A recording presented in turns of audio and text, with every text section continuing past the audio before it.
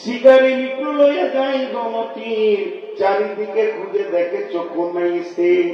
সামনেতে বট বৃক্ষ দেখিবারে পাই, গিয়া দেখে ডালে বসে ঘুঘু একটাই। অমনিষে ঘুঘুটিকে করিল নিশান, ছাড়ি তীর মারি ঘুঘু এই তার দেন। শিকারীকে দেখে ঘুঘু ভাবিল যাইব উড়িয়া, অপরে দেখে তাকাইয়া বাজ পাখি আছে নিশানো করিয়া। নিচেতে শিকারী আর অপরেতে বাজ, মধ্যখানে ঘুঘু ভাবে বেঁচে নাই কাজ। উপায় না দেখিয়া ঘুঘু করে নিবেদন, উদ্ধার করো হে প্রভু নিকটে মরণ। আপনার বিধা মতো প্রভু তখন শিবন্ন ঘুঘুটিকে করিল শরণ। বিশ্বধর সর্প এক বট বৃক্ষ ধারে, আশা লইয়াছিল সীতা বহুকাল ধরে। হেন কালে মারে নেশ মারে তার পায় শিকারীর পায়, অগ্নি বিষ সঞ্চারিত হলো শিকারীর গায়ে। বিষের যাতনাতে হাত চলে গেল, ছাড়া মাত্র তীর তবে বাজকে লাগিল। বিষেতে শিকারী মরে তীর খেয়ে বাজ, মধ্যখানে ঘুঘু বাঁচে কারে কার। আল্লাহ পারে। মুসলমান, আমরা আল্লাহর কাছ থেকে সরে গেছি, আল্লাহর কাছ থেকে সরে গেছি। আল্লাহ তাবারক ওয়া তাআলা বলছেন, লাহু মা ফিস সামাওয়াতি ওয়া মা ফিল আরদি মান যাল্লাযী ইয়াশফাউ ইনদাহু ইল্লা বিইذনিহি ইয়া'লামু মা বাইনা আইদিহিম ওয়া মা খালফাহুম ওয়া লা ইউহীতুনা বিশাইইন মিন ইলমিহি ইল্লা বিমা শাআ ওয়া লা ইউহীতুনা বিশাইইন মিন ইলমিহি ইল্লা বিমা শাআ। আল্লাহর ইলম কেমন, আল্লাহর জ্ঞান কেমন। আমাদের যেমন রশি আছে, দরে আছে, একটা রশিকে এনে সমস্ত লোকগুলোকে পাটি দিয়ে যদি বেঁধে রেখে একসঙ্গে জমিয়ে বেঁধে দিতে পারি, আমরা দড়ি দিয়ে বাঁধতে পারবো। কিন্তু আমার আল্লাহর ইলম এমন, প্রত্যেকটি মানুষ তার ইলমের পরিধিতে বাঁধা আছে। কেউ তার পরিধির বাইরে নাই, তার মুষ্টির ভিতরে আছে। তার মানে আল্লাহর সিংহাসন বড় আর দেশটা হলো ছোট। এই পরিধির ভিতরে, এই বেষ্টনের ভিতরে আপনার আমার জীবন কাজ করছে। আল্লাহ তাবারক ওয়া তাআলা বলছেন, এ বিশ্ব মানব শুনে নে, আমি আল্লাহ তোদেরকে এমন ভাবে আগে পিছে চেনে সমস্ত গুলোকে বেঁধে রেখে দিয়েছি। আমার জ্ঞানের বেষ্টনে তোরা বাঁধা রয়েছি।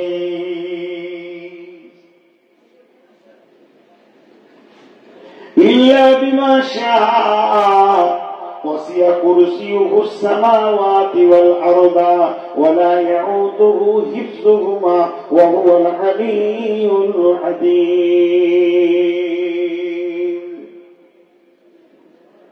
আমরা আল্লাহর পরিচয় জানি না। আল্লাহ তাবারক ওয়া তাআলা বলেন, বান্দা ফাযকুরুনি আযকুরুকুম ওয়াশকুরুলি ওয়া লা তাকফুরুন।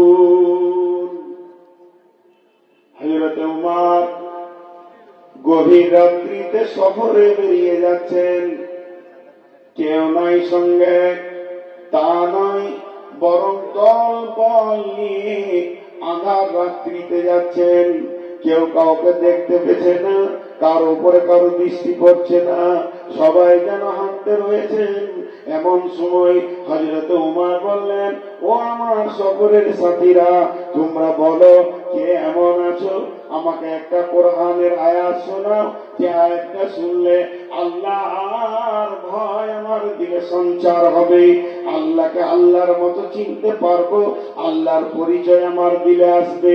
এই সফরে অন্ধকার, না আছে কোনো আলো, শুধু উট ঘোড়ার খচ্চরের পায়ের খুঁড়ের শব্দ শোনা যায়। গভীর রাত, সমস্ত মুসাফির হাঁটতে রয়েছে, পেছন দিক থেকে শব্দ আসছে, বিসমিল্লাহির রহমানির রহিম, বিসমিল্লাহির রহমানির রহিম। ফামান ইয়ামাল মিসকালা যাররাতিন খায়রান ইয়ারা ওয়া মান ইয়ামাল মিসকালা যাররাতিন শাররান ইয়ারা।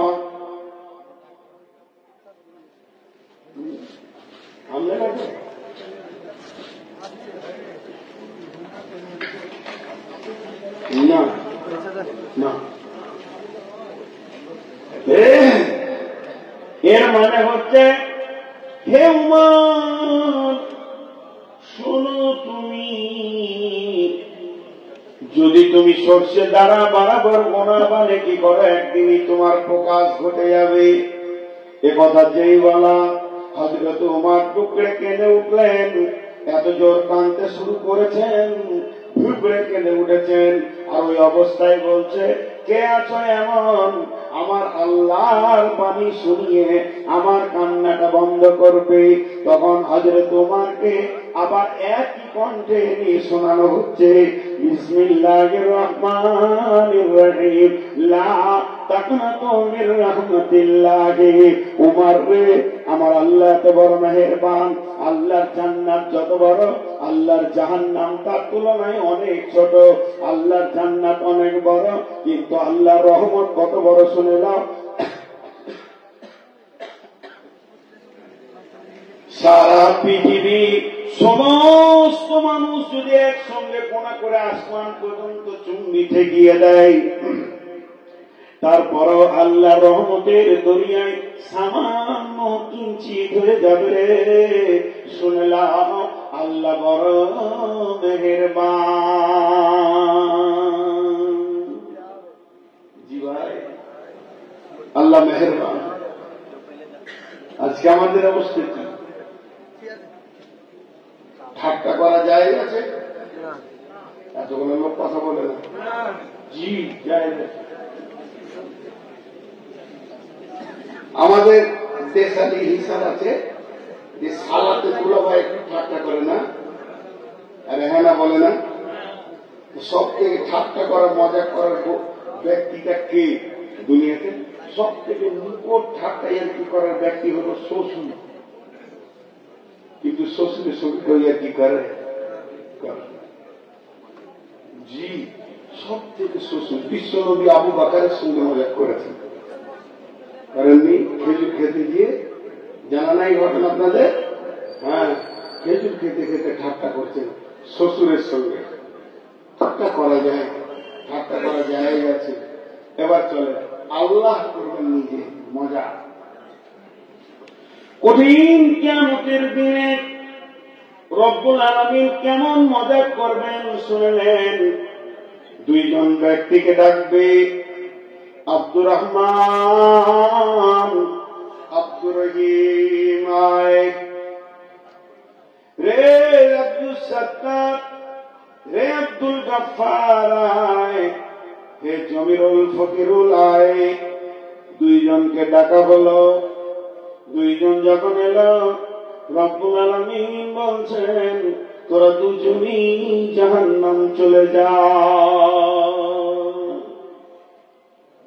জমশেদ মুর্শেদ দুজনই জাহান্নাম চলে যায়। ওরা যখন আসছে তখন মনে মনে করছে, চল আল্লাহ ডেকেছে, এবার হিসাব নেবে, এবার হিসাব নেবে, আমাদের হিসাব হবে। কাছে এলো, যেই কাছে এলো বলছে জাহান্নাম চলে যায়, হিসাব কিছুই নেই। একজন দৌড়তে শুরু করলো, জাহান্নামের দিকে দ্রুত গতি দৌড়বে, আর একজন এক পা ফেলবে, একবার আল্লাহকে দেখবে, আবার এক পা ফেলবে। সহিহ বুখারীর হাদিস। যখন এরকম চলবে, রব্বুল আলামিন ফেরেশতাদের বলবে, দুইজনকে ধরে নিয়ে আসে বলো। রব্বুল আলামিন বলবেন, গোলাম, আমি তোদের ফয়সালা দিয়েছিলাম জাহান্নাম যাওয়ার জন্য, তাই তুই যে জাহান্নামের দিকে দ্রুত গতিতে দৌড়ছিলি, জাহান্নাম কি ভালো জায়গা? বলবে, জি না, জাহান্নাম ভালো জায়গা নয়, তবে কেন দ্রুত গতিতে দৌড়ছিলি? উত্তর দেবে, মাবুদ, জীবনে তো কথা শুনিনি, ভালো আমল করিনি, গুনার ফয়সালা এসেছে, নেকি বদি ওজন হয়ে গেছে, জাহান্নামের ফয়সালা এসে গেছে। আজকে আপনি স্বয়ং সামনে সামনে হুকুম করছেন, আর আজকে যদি না মানি তা কি হবে?